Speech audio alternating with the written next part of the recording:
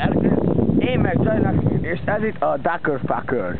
És a túlélés törvényei paródia. A eheti főszereplőnk Bergős, azaz én, És Johnny Knoxville. és a Pókmedve.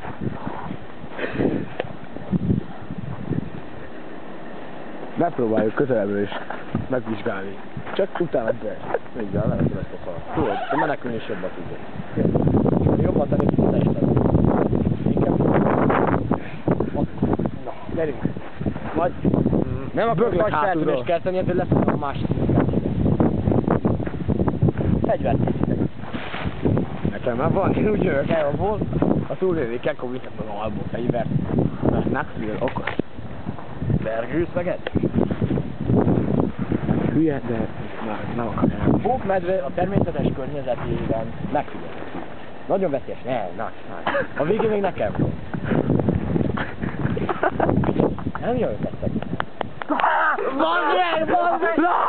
Laj!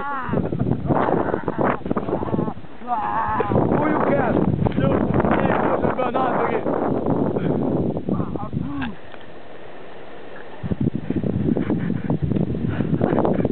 Szerintem vége.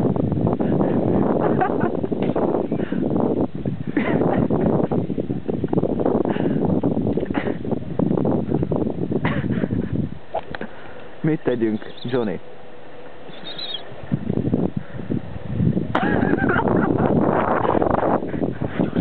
Hallott a sonát? Jól vagy? Beörről, tudni kell.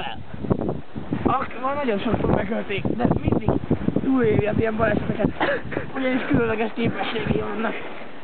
A nagymamájától örökölte.